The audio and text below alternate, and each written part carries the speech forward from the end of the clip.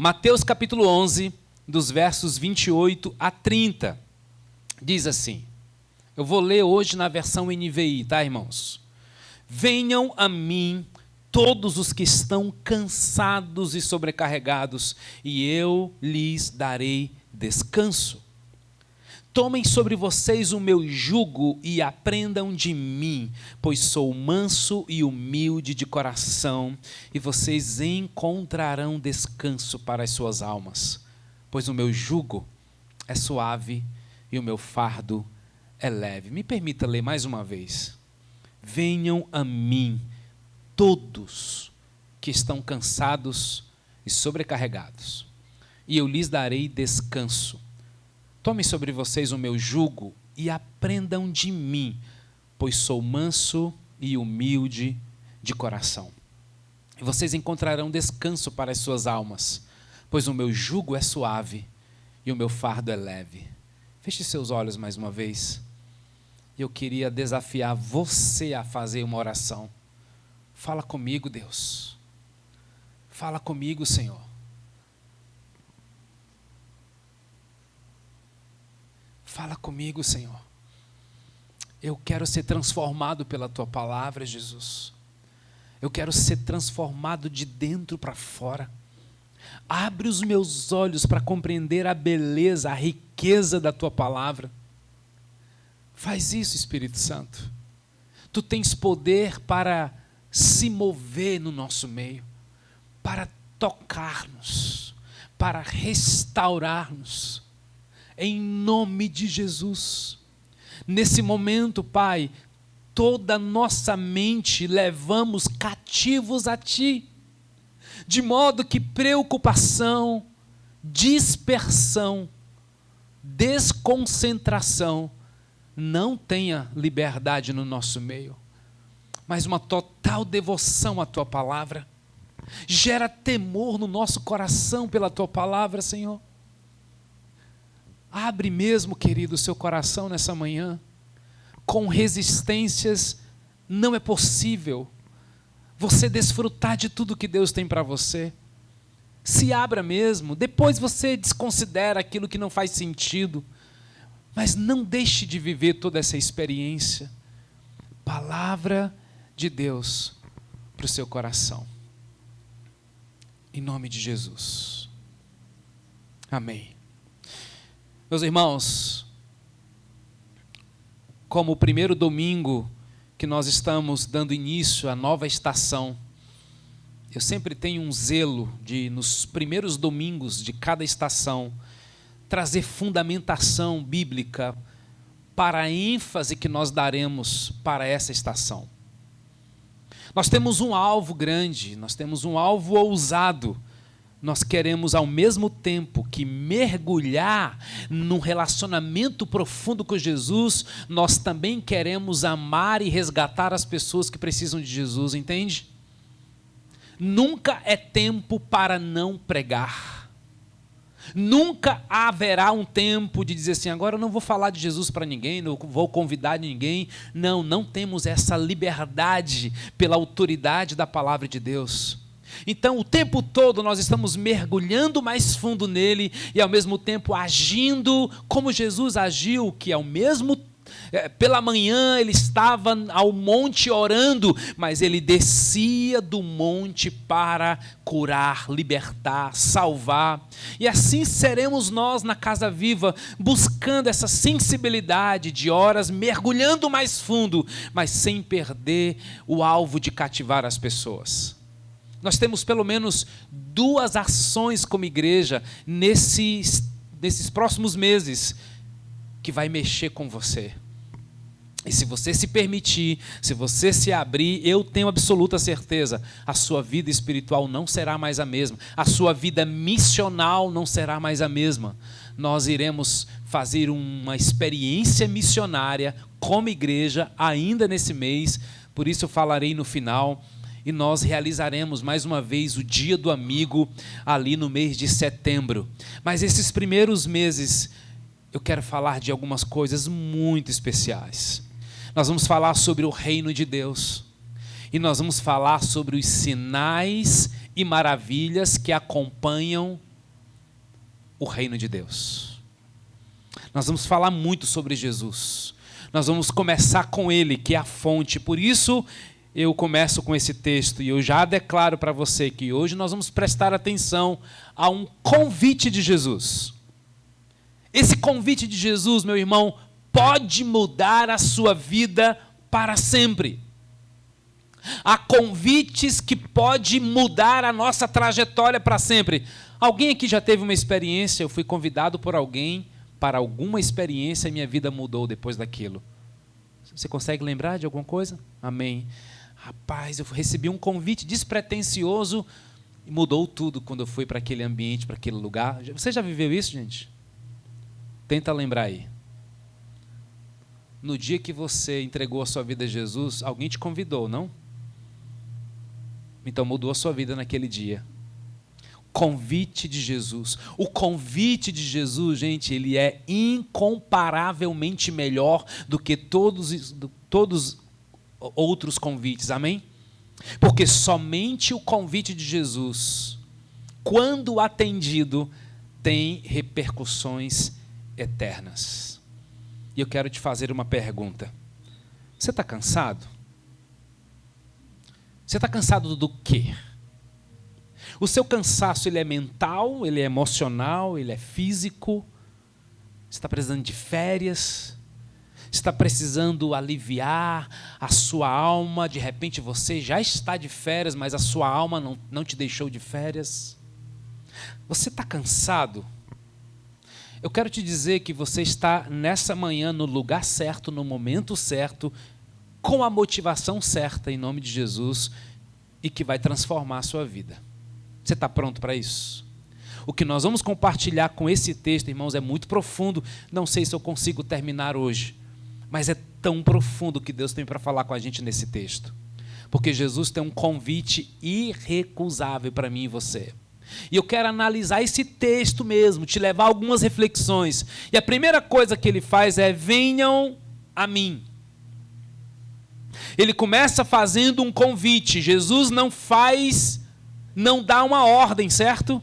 Ele faz um convite. E esse convite não é uma obrigação. É uma forma amorosa de cativar você. Porque o convite dele não tem discriminação. O convite dele é para todos. Vinde a mim, todos. Então ninguém aqui é preterido nesse convite. Todos são convidados. E ele não está dizendo vá, ele está dizendo vinde. É um convite. E é um convite cheio de amor, cheio de acolhimento. De fato, ele tem autoridade para dizer venham a mim. Porque ele foi a muitas pessoas. Mas nesse convite ele está dizendo venham a mim. Quem? Todos. E que convite é esse, irmãos? Esse convite não é um paliativo, gente, é um caminho. Esse convite não é um episódio, é uma jornada. Esse convite não é um evento, esse convite é um advento que se instala e se segue. Mas deixa eu te dizer uma coisa, embora o convite de Jesus seja para todos, o texto deixa claro que somente aqueles que reconhecem que estão cansados e sobrecarregados é que irão a ele. Opa! O convite é para todos, mas são todos que atendem um convite? Não, porque só atende esse convite que Jesus está fazendo quem reconhece que tem um cansaço. Está sobrecarregado. E ele não só diz, venham a mim, mas ele te dá o propósito da ida a ele. Isso é uma coisa extraordinária, gente. Quando Deus chama Abraão e diz, sai da tua terra, Deus não dá uma ordem apenas te desinstalando, Ele está te dando o propósito para uma terra que eu te mostrarei. É verdade que na matemática celestial não começa com multiplicação, começa com subtração. Aquele que quiser ser o meu discípulo, deixará Mas Ele nunca te pede para deixar algo sem te dar o propósito daquilo que Ele tem para você. Muitas vezes Ele revela o propósito, outras vezes Ele não revela o propósito, ok? Mas quando Ele chama Saulo de Tarso, quem és, Senhor? Sou eu, a quem tu persegues. Deus não fala para Paulo imediatamente o que ele iria fazer com ele. Mas quando ele chama os discípulos, como disse para Pedro, Pedro, deixa as tuas redes, porque agora eu farei de você pescador de homens. Então, se Deus está te fazendo um convite, Ele está te dando um propósito. Se Ele está te pedindo para deixar algo, Ele também está te entregando um propósito. Aí Ele diz, se você cansado, sobrecarregado, vier até mim, eu vou trazer descanso para a sua alma.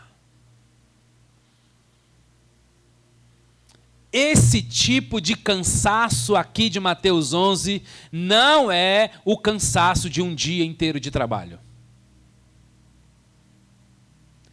Ah, minha vida está muito agitada, pastor, tenho muita coisa, correria o dia todo. Não é para você esse convite. A grande pergunta é, que cansaço é esse? Que sobrecarga é essa? O que é que está pesando você e você acha que tem a resposta? Talvez você já tenha certeza da resposta. Mas nessa manhã eu tenho certeza que o Espírito Santo vai abrir teus olhos para revelar que tem coisa que está te cansando e você não se deu conta. Tem coisa que está te sobrecarregando e você não se deu conta. O convite de Jesus nessa manhã é para você abandonar o que te cansa, o que te sobrecarrega, porque de algum modo, aquilo que nos cansa também nos adoece. De algum modo, aquilo que está como sobrecarga sobre você também está te adoecendo. Por quê? Porque está enfraquecendo a sua vida emocional e afeta a sua vida espiritual. Mas eu tenho uma boa notícia para você nessa manhã. Somente o convite de Jesus pode saciar a nossa sede. Somente o convite de Jesus pode matar a nossa fome. Somente o convite de Jesus dá escape para a gente viver uma vida de descanso. Você quer isso para a sua vida? 2 pessoas querem. Vou perguntar mais uma vez. Você quer isso para a sua vida? Descanso para a alma? Sim, gente. Todo ato na presença de Deus tem um efeito espiritual. É verdade isso. Quando você diz glória a Deus, aleluia, você está proclamando algo poderoso no reino dos céus. Faça isso, igreja. Nós queremos ser uma igreja avivada. Você não é somente. Para com isso. O vosso culto é o vosso culto racional. Você não entendeu nada. A palavra racional não é culto da mente. É culto verdadeiro. É uma péssima tradução da nossa Bíblia. Racional. Pode riscar essa palavra racional e colocar verdadeiro. No original é isso. O vosso culto não é um culto da mente ou culto da emoção. Não tem nada a ver essa interpretação. O texto é: e vos apresenteis como sacrifício vivo, santo e agradável. Este é o vosso culto verdadeiro. Pai, que o Senhor encha o coração dos teus filhos de descanso, à medida que eles recebem com prontidão a palavra do Senhor. Eu declaro, Senhor, mentes libertas, corações libertos e pessoas que estão aqui cansadas, sobrecarregadas, saindo daqui completamente aliviadas pelo peso da Tua palavra, pelo poder do Teu nome, para a glória do Teu nome, Jesus. O nosso bom pastor, Ele quer aliviar você nessa manhã. Você quer ser conduzido por Ele? Sabe no que ele é especialista? Diz o Salmo 23, Ele é o bom pastor que nos leva às águas de descanso. Irmãos, a gente vive um tempo terrível, de muita insanidade, mas também de muito pecado, mas também de muita doença da alma. A gente já não sabe mais discernir bem o que é uma ansiedade por causa da doença ou quando é uma ansiedade por causa do pecado. Você sabia que ansiedade é pecado? Porque é uma denúncia pública de que você não confia naquele que cuida do teu amanhã. O Carlos deixou palavras muito fortes para a gente aqui nessa manhã, viu, gente? Confiança em Deus. Confiança em Deus.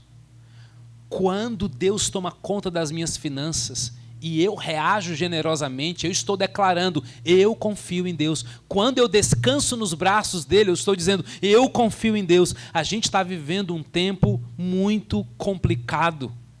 O tempo da pandemia, gente, ainda gerou uma multiplicação de pessoas cansadas e sobrecarregadas. Por quê? Porque elas estão submetidas a uma palavra que tem perseguido a minha vida e eu tenho todo o tempo sendo exortado por Deus para mudar isso. Sabe o que é? Excessos. Excesso. Todo excesso revela o quê? Uma falta. Excessos. Excesso de tecnologia. Excesso de trabalho. Excesso de atividade física, sei lá. Qual é o teu excesso? Sabe o que é? Sabe o que isso vai causar em nós? Relações disfuncionais, desequilíbrio emocional, estresse, ansiedade, e tudo isso afeta a nossa vida espiritual, gente, porque é impossível uma vida espiritualmente saudável quando eu estou emocionalmente doente. Porque nós é que dicotomizamos a vida, mas a vida não é assim. A vida ela é integral.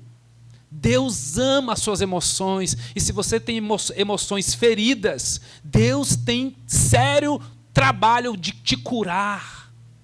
Porque as tuas emoções é tão santa, é tão bíblica quanto a tua espiritualidade. O teu corpo ele é tão santo quanto a sua fé. Você percebe isso? Que aquilo que nos cansa, ele é emocional, ele é espiritual, mas ele também é mental, ele também é físico. Eu arriscaria dizer que nessa manhã não há ninguém aqui que escape, de alguma forma, sendo afetado pelo estresse e pela ansiedade. Não sei se você sabe, mas a Organização Mundial da Saúde já disse isso, talvez em 2010, que em 2030, a maior causa de óbito no mundo seria fruto da ansiedade, sabia? As paradas cardíacas, as síndromes que te levam ao pavor e você vai levar você a tirar a sua própria vida. Que é isso, gente? Que crescimento absurdo é esse de gente que não sabe descansar nos braços do Pai? Nós queremos ser cativados por Ele primeiro. Amém? O que cativa você, queridos? E eu quero apresentar pelo menos 3 respostas reais do que está nos cansando, para que a partir disso você receba uma palavra de esperança. O próprio texto vai falar sobre isso. Primeiro, tomem sobre vós o meu jugo. Você precisa entender esse versículo. Para você compreender, eu ainda não me vejo cansado e sobrecarregado. Eu estou leve, tá show, tá massa. Vamos ver. O que significa tomar o jugo de Jesus? Aprenda isso. A gente precisa compreender um pouquinho a cultura rabínica para você entender por que Jesus usou essa expressão. O que é um jugo, gente? Jugo era uma peça de madeira, se a imagem tiver aí, pode colocar, usada pelos agricultores da época para unir 2 animais que puxavam um arado. Essa era uma peça, esse era um jugo, E o jugo, ele obrigava os animais a andarem juntos na hora do trabalho. Era uma forma de prender um ao outro, forçá-los a andarem juntos, no mesmo compasso e na mesma direção. É isso que Deus quer fazer com a gente. Que a gente ande junto com Ele, no mesmo compasso e na mesma direção. E Ele está dizendo assim, Ele já começa a dizer, tomem sobre vocês o meu jugo. E ter o jugo de Jesus é mais leve porque Ele anda com a gente. Porque Ele não tira o nosso fardo, Ele troca. E se torna leve não porque é uma madeira mais leve, mas é porque a companhia dele é mais leve. Mas vamos entender o que é o jugo de um rabino. É muito importante você entender essa expressão. Rabino, irmãos, era essencialmente um intérprete da lei de Moisés, ok? E a interpretação e a compreensão da lei levava a uma maneira, uma prática. Como eu vou aplicar essa lei na prática? O rabino que fazia isso, ele lia a lei, interpretava a lei, compreendia a lei e dizia para os seus seguidores, é assim que você tem que fazer. E isso então se constituía o jugo de um rabino. O rabino fazia sempre uma pergunta, como colocar em prática a lei de Moisés? Essa era a pergunta. Esses rabinos, eles se destacavam pela sua dedicação, eles eram muito intensos, eles eram dedicados, eles realmente conheciam toda a Escritura, porque no final eles queriam proibir ou permitir. A discussão dos rabinos, gente, era sempre tão intensa sobre a lei, que eles estavam preocupados no cumprimento da lei. Então eles tinham várias interpretações e esse conjunto de interpretações era considerado jugo do rabino. Jesus então entra no cenário dos rabinos, porque ele era um rabino. E Jesus estava falando que o jugo dos outros rabinos é pesado. Os rabinos são rigorosos demais, eles exigem muito, e Jesus faz uma denúncia contra esses rabinos. E você vai ver isso em Mateus capítulo 23. Eu preciso que você vá lá, abra sua Bíblia em Mateus 23, que eu quero te mostrar alguns versículos.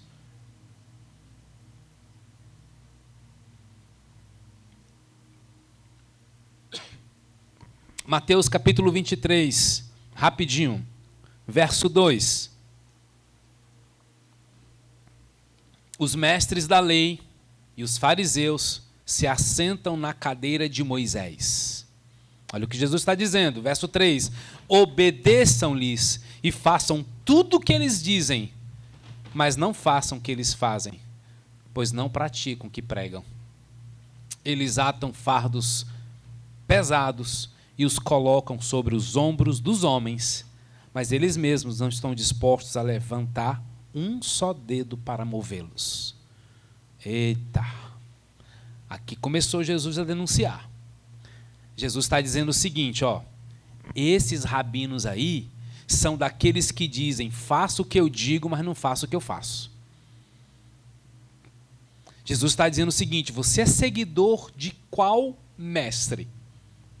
Aqui tem uma primeira denúncia de Jesus que torna a nossa vida cansada e sobrecarregada. Presta atenção. Carregar o jugo que não vem de Jesus, carregar o jugo que vem de pessoas boas, às vezes inteligentes, sábias, conhecedoras, mas que de modo sutil nos apresenta uma vida espiritual pesada. Presta atenção. E por que isso acontece, irmãos? Porque o jugo dos mestres é cheio de hipocrisia.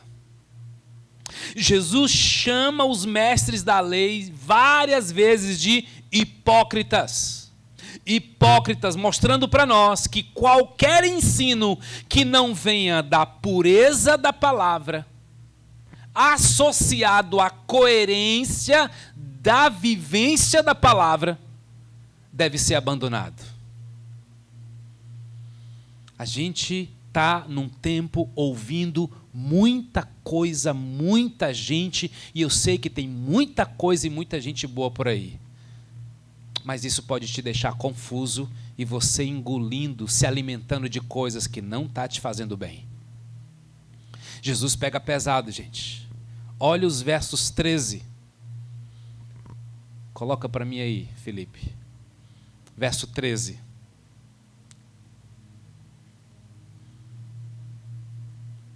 Verso 13, cadê você? Ai de vocês, mestres da lei, fariseus hipócritas. Olha como Jesus começa falando com eles. Vocês fecham o reino dos céus diante dos homens. Vocês mesmos não entram, não deixem entrar os que estão prestes a entrar. Próximo verso. Ai não, o 14 mesmo.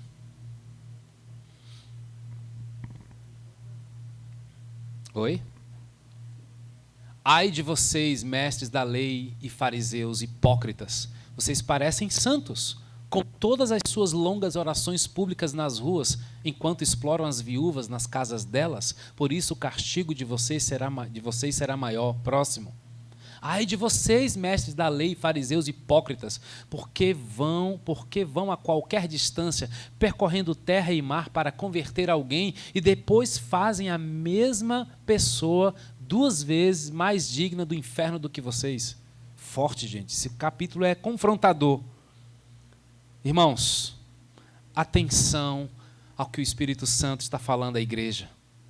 Atenção ao que a palavra de Deus está dizendo hoje para você.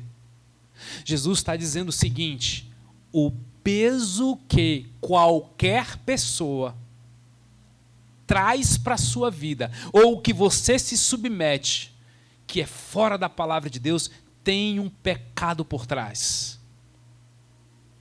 Religiosidade. Hipocrisia. E a hipocrisia, irmãos, é um fardo pesado demais. Por trás de toda gente julgadora, dominadora, escravizadora, existe um hipócrita por trás.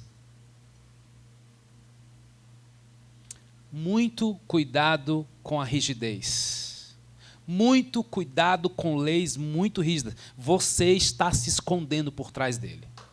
E isso é um jugo. Olha o que Jesus diz a exemplo do verso 23. Coloca o verso 23, Felipe. Ai de vocês, fariseus e mestres da lei, hipócritas. Vocês dão o dízimo da folha de hortelã, da erva doce e do cominho, mas se esquecem das coisas importantes, a justiça, a misericórdia e a fidelidade.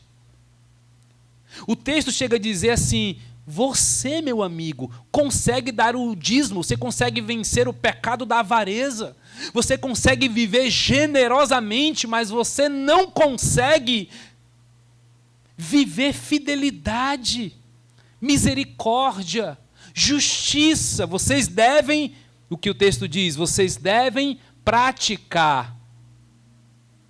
Vocês devem dar o dízimo, mas não devem deixar de fazer as coisas mais importantes. Sabe o que é isso? Você vive uma lei, você vive um mandamento, e tem promessas quando você cumpre um princípio, mas por conta disso, você se vê superior a alguém ou no direito de julgar alguém. Por isso, irmãos, a igreja precisa reaprender o amor às pessoas. Não é por acaso que muita gente abandonou o convívio da igreja, porque nós erramos, cobrando, criticando, julgando. Isso é terrível no meio de uma família. Nós precisamos admitir que o peso que a gente carrega espiritual, o peso do legalismo, o peso, aliás, daquilo que te deixa se sentindo superior a alguém, isso pesa a nossa alma. Não existe julgadores leves. Não existe. E aí tem um autor que eu gosto muito e ele me elucidou a compreender um pouco mais sobre o que é hipocrisia. O nome dele se chama Brennan Mann. Eu lhe estimulo a ler o livro que ele escreveu chamado O Impostor que Vive em Mim. Já falei desse livro aqui em outro momento. Ele diz o seguinte: as pessoas são hipócritas não porque querem, mas porque são preocupadas em agradar as pessoas em detrimento da verdade. Ou seja, os hipócritas são fanáticos por aprovação. Isso é uma coisa que pesa a nossa alma. Hipócritas são levados por um desejo compulsivo de se parecer perfeitos e preocupa-se com a aparência. A hipocrisia disfarça seus verdadeiros sentimentos para conseguir o que querem e acabam por se tornar manipuladores. Irmãos, como um líder espiritual, há muitos anos vivendo no contexto da igreja, quantas vezes eu fiz isso, queridos? E se eu não tiver cuidado, eu tropeço rapidinho, sabe? De querer agradar as pessoas mais do que a Deus, de abrir mão de um princípio para agradar alguém. Agora leva isso para dentro da sua família. Quando você quebra um princípio para agradar o seu filho, quando você quebra um princípio para agradar o seu cônjuge, quando você quebra um princípio para agradar o seu chefe, tudo isso vai nos consumindo e nos marcando. Isso é uma forma de hipocrisia. Tudo isso é um jugo pesado. E Jesus está dizendo assim, ó: vinde a mim, vinde. Vinde a mim. Porque o jugo de Jesus, gente, cativa a nossa alma. O jugo de Jesus, ele é libertador, porque ele toca o nosso caráter. O jugo de Jesus, ele vai direto nas rachaduras da mentira, da hipocrisia, daquilo que nos domina. Por favor, considera ir até Jesus.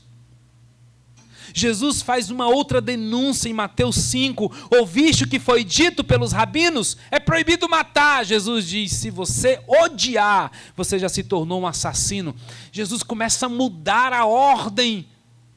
Ele está dizendo o seguinte: não ande por lei, ande na graça e por princípios. Por isso ele pegou 10 mandamentos e diz: vou simplificar para você, meu amigo. Mas não é porque a quantidade de leis foram simplificadas que é mais fácil. Não roube, não mate, não dirás falso testemunho. Ele está dizendo: ame ao Senhor seu Deus de todo o seu coração. Ou seja, não tem espaço para você dar para Deus a quantidade que você quer. Sabe aquele modelo de compensação que a gente faz com o filho? Sabe aquele modelo de compensação que no dia do aniversário de um dos seus filhos, ele ganha presente, mas você fica com dó do outro filho que não ganhou nada? Aí você também quer dar um presente para o outro filho, mas nem é o aniversário dele. Você está cultivando um ingrato perto de você e não ensinando a ele a celebrar o aniversário do irmão, porque a gente vai negociando esses princípios e a gente vai se tornando hipócritas. Isso vai pesando o nosso coração. Irmãos, sabe o que é que cansa a nossa alma? Sim, a hipocrisia, a religiosidade. Você está cansado de ser amigo de todos, mas é inimigo de alguém da sua família?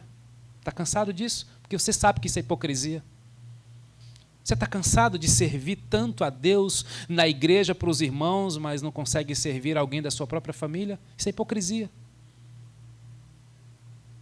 Você está cansado de ajudar as pessoas, mas não consegue ser generoso para alguém que você ama e você está cansado com isso. Talvez você não se deu conta. O que Jesus nos oferece, irmãos, é trocar o nosso fardo, porque Ele tem uma presença cativante, Ele tem uma presença acolhedora. E é tão lindo quando Ele diz: vinde a mim. Vinde a mim, porque Ele tem acesso para você. Ele deu acesso a você ir até Ele. E sabe o que é mais lindo sobre isso? É que ele não diz, vinde estudar sobre mim. Ele disse, vinde se relacionar comigo. Vinde a mim. Ele nos oferece um relacionamento baseado na graça e nos princípios. Viva os princípios, meu irmão, porque como nós temos dito, quem quebra princípio, o princípio vai te quebrar. Sinta-se amado por ser lembrado disso. Furou o princípio também vai te furar. Olha o que Jesus disse, vocês dão dízimo, né? Hoje nós temos uns camaradas que nem dízimo dá, então não entra nem na situação. Eles davam dízimo e estavam negociando um princípio. Tem outros que nem dízimo dá. Então, eu acho melhor você pelo menos já dar um passo, né? Que é dar, viu, gente? Não é comprar, não é comparar, não é barganhar, não é nada disso. É dar generosamente. Porque existe um princípio por trás do dízimo.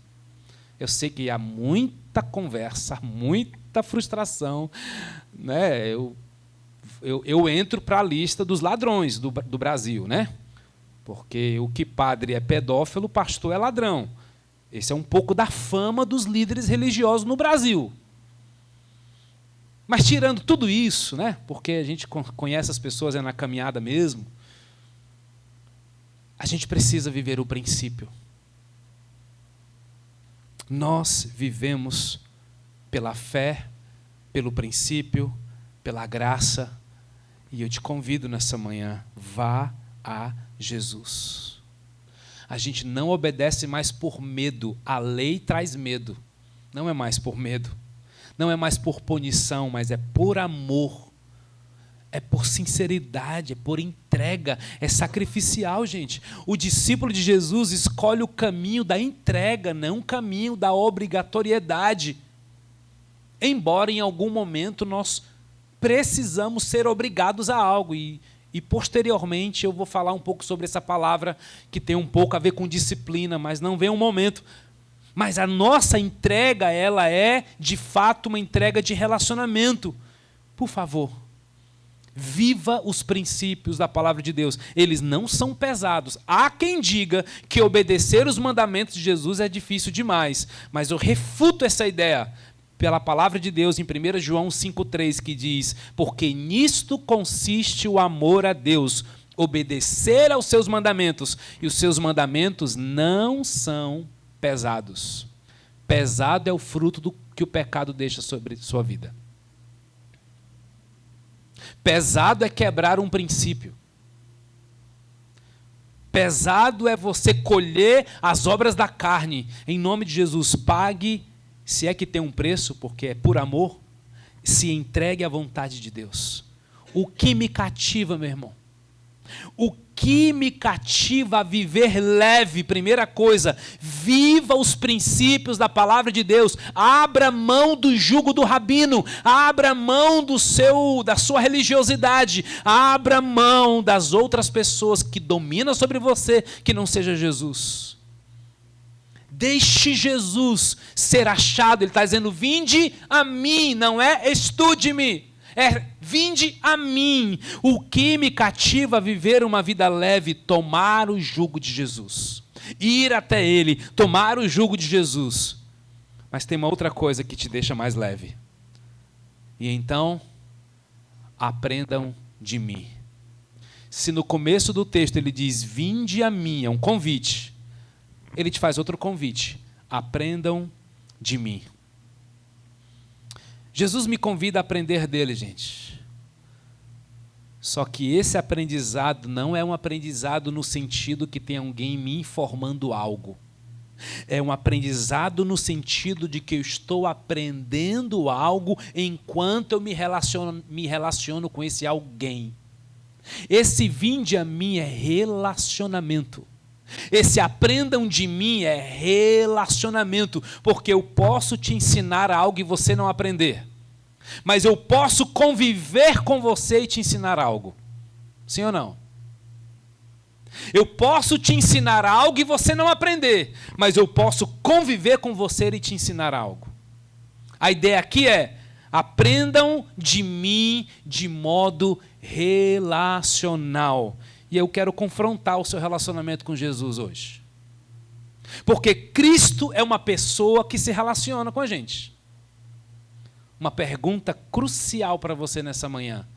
Você se relaciona com Jesus? Se sim, qual foi a última vez que ele falou com você? E se ele falou com você, o que foi que ele falou para você? O que Jesus está te dizendo? Mas, qual foi a última vez que você estava assim com medo? Daí você foi falar com Jesus. Aí você saiu desse encontro cheio de coragem, porque você ouviu a voz dele dizendo: "Ser forte e corajoso, meu filho." Quando foi que isso aconteceu? Porque se isso aconteceu hoje pela manhã ou ontem, é um sinal que você está se relacionando com ele. Ou seja, as verdades que você lê sobre ele, está lendo você também, está te transformando. É isso, gente. Aprendam de mim, é vida na prática, é Bíblia afetando o meu dia a dia. Qual foi a última vez que você entrou angustiado assim na presença de Deus? Você foi orar angustiado, aí você ouviu a voz de Jesus, aí você saiu daquele encontro com uma paz, que eu disse: meu Deus, que encontro foi esse? Você teria algo para contar nesse sentido, nessa semana? Os seus encontros com Jesus essa semana mudou alguma coisa da água para o vinho na sua vida? Se isso aconteceu, é um bom sinal que você está se relacionando com Jesus. Agora, se você leu muito sobre Jesus, mas não mexeu nada no teu coração, alerta. Você pode estar estudando sobre ele, mas não dele. Você pode estar lendo sobre ele, mas não sendo impactado por ele. Qual foi a última vez que você estava assim, magoado, ferido, chateado, e você entrou na presença de Deus para orar com aquele ar de vingança, e daqui a pouco você começa a orar e abençoar por quem está te perseguindo? Sabe aquele abençoado, aquela abençoada que te acionou, mexeu, te cutucou e você ficou ferido? O problema não é dele, o problema é seu, não é? Sou eu que me permito ou não? Mas aquele abençoado lá mexeu contigo, aí você estava irado, aí você foi na presença de Deus, e Deus começou a te trazer paz, amor, perdão. Daqui a pouco, não é que você estava orando por ele? É isso, gente. Aprendam de mim, se relaciona comigo. Ouça a minha voz. Qual foi, querido, a última vez que você fez algo por causa de Jesus? Qual foi a última vez que você deixou de fazer algo por Jesus? Ah, Jesus, eu preciso parar com isso, Só porque você estava se relacionando com ele, entende? Aprendam de mim significa que nós somos seguidores de uma pessoa. Antes de qualquer coisa, antes de qualquer exigência, antes de qualquer mandamento, você é seguidor de uma pessoa. Ele é o teu mestre, ele é o teu Senhor, e ele fala, e ele ministra, e ele toca, e ele te abraça, ele te acolhe, amém? Jesus poderia ter dito: examine-me, estude-me, observe-me, mas ele disse: aprendam de mim. Aprendam de mim. E agora chega ao momento apoteótico desse texto. Meu Deus, só tenho mais 5 minutos. Ele diz assim, é como se Jesus te chamasse assim, para bem perto. Deixa eu abrir meu coração para você, filho. É o único texto no Novo Testamento que Jesus abre o coração para alguém. Porque Jesus, você vê ele nas atitudes, certo? Nos sinais, das maravilhas, ele abraça. É perceptível ver Jesus, mas qual foi a hora que Jesus disse assim: deixa eu te mostrar o meu coração? Foi esse texto aqui. E aprendam de mim, porque sou manso e humilde de coração. Ah, mas não é da mente? Não, é de coração. E eu, reforçando o meu estudo, trouxe esse livro só para te encorajar se essa palavra mexer com o teu coração, se você está decidido a ler um livro esses dias para aprender mais de Jesus, está aqui um livro que eu te indico, Manso e Humilde. E eu tenho 5 minutos para te dizer o que é ser manso e humilde, para mudar a sua mentalidade nessa manhã, no poder do Espírito Santo. Sabe o que é ser manso? Primeiro deixa eu te dizer o que não é. Manso não é tranquilo, pacato, de boa, alguém de fala mansa. Não. Manso é alguém que entrega os seus direitos a Deus. Manso é alguém com profundo senso de justiça e que quer a todo tempo controlar as coisas, controlar as pessoas. É justiceiro por natureza. É alguém reativo, diz assim: Deus, eu vou mudar isso na minha vida, eu vou entregar a Ti. O Senhor é quem cuida das minhas causas, o Senhor é quem cuida dos meus problemas, o Senhor é quem cuida. Não é um ato de responsabilidade, ok? É um ato de entrega voluntária de alguém que tem poder sobre a sua vida e sobre a situação que te guia. Essa situação que te deixa mal, que te deixa se sentindo desvalorizado, deixa eu te dizer em nome de Jesus, seja alguém que devolve nas mãos de quem você já se entregou os seus problemas, suas adversidades. Ele está cuidando de você. Confia nele, porque há uma grande probabilidade de você fazer algumas besteiras. Se você fizer a coisa naquele momento, naquela situação, com aquela pessoa, abra mão disso. Sabe por que nas bem-aventuranças está escrito lá em Mateus 5,5, e os mansos herdarão a terra? O que tem a ver mansidão com ganhar algo, gente? É essa a ideia. Eu entrego algo que é muito valioso para mim, mas Ele vai me dar a minha terra por herança. Eu vou entregar uma causa que é muito importante para mim, e Ele vai me colocar uma resposta muito maior do que eu pedi, pensei ou imaginei. Ser manso é entregar os meus direitos nas mãos de quem pode resolver. Amém, igreja? Vocês estão muito calados hoje. Humilde. Irmãos, humilde é não ser orgulhoso. Humilde é você reconhecer a sua identidade de filho e dar a quem é pai a honra e a glória devida. Humildade é você se ver como servo, porque é isso que Jesus disse que você é, servo, e você parar de ser senhor. Humilde é você colocar de fato a sua vida nas mãos de quem pode te exaltar. Ser humilde é admitir que você não controla nada e que a seu tempo Deus vai te exaltar. Deixa eu te lembrar algo muito importante no Salmo 5,5. Os arrogantes não são aceitos na sala do trono. Tem um pecado, irmãos, que ele é corte rápido. Ele é tramontina. É o orgulho. E eu arrisco dizer que não há ninguém entre nós que de alguma forma não luta com isso todos os dias. Que é uma evidência de que você está crescendo em humildade. Você é um bom pedinte. Ah, pastor, não gosto de pedir nada a ninguém. Você tem orgulho guardado por trás. Todo humilde pratica o pedir ajuda.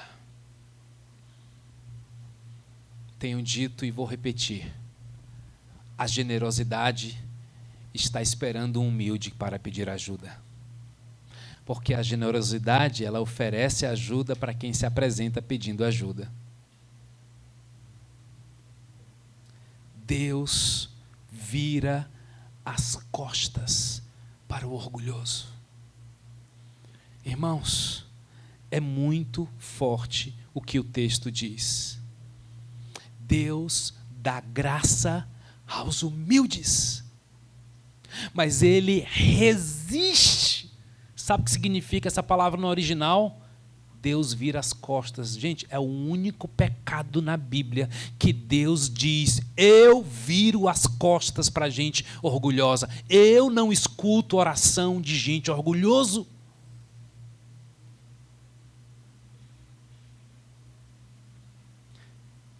Isso é que pesa a nossa alma, gente. Os cansados e sobrecarregados não é aquele que está trabalhando o dia inteiro. O que cansa é a gente levar paradigmas que nunca Jesus colocou para a gente levar. Por isso ele diz: tomem sobre vocês o meu jugo. Sabe o que nos cansa? O orgulho. Sabe o que nos cansa? Querer controlar a vida e não ser manso. Sabe o que vai deixar a tua alma leve? Tome o jugo de Jesus e aprenda dele, que é manso e humilde. E então vocês encontrarão. Uau! É algo que você vai ter que encontrar, meu amigo. Pastor, entreguei minha vida a Jesus, eu já não deveria ter uma alma leve? Não. Você terá.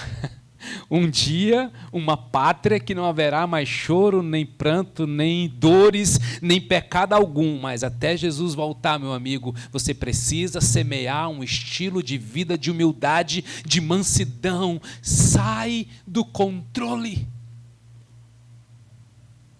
Para de adiar o pedir perdão. Tem gente que precisa hoje receber sua ligação, o seu abraço. Gente, ninguém escapa disso.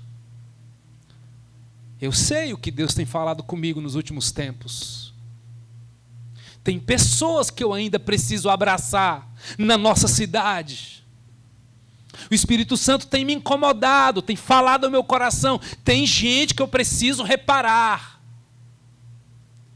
Tem histórias que eu preciso me reconectar e eu preciso dar um passo. E isso está mexendo comigo. Porque ninguém escapa aqui. Nós precisamos pedir ajuda, pedir perdão. Esse é um forte sinal da humildade. Eu costumo dizer o seguinte: eu não sei como você tem coragem, irmãos, de enfrentar algumas lutas da sua vida sem pedir oração. Seja um pedinte de oração, contanto que você ore também por alguém. Você não ser um pidão. Você pode ser um pedinte, não um pidão. Você vai viajar, você vai ter uma reunião difícil, você vai ter um procedimento. O que vai acontecer na sua vida? Ô esposa, ora por mim. Ô maridão, ora por mim. Ô filhão, ora por mim. Ô célula, ora por mim. Ô pastor, ora por mim. Pede oração, porque nisso você revela a sua vulnerabilidade, que você não tem sabedoria o suficiente, forças o suficiente. Você precisa da sabedoria, da graça de Deus sobre a sua vida. Isso é um estilo de vida. Sabe o que vai acontecer? E vocês encontrarão descanso para as suas almas. Feche seus olhos.